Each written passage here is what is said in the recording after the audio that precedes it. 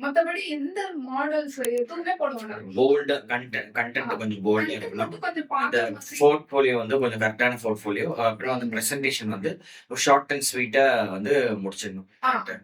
ஒரு short and ஸ்வீட்டா education, experience, experience certification, correct டைம்க்கு ப்ராஜெக்ட்ஸ். ஆமா. கரெக்ட் டைம் நான் பண்ணியிருக்கேன்னு சொல்லிட்டு.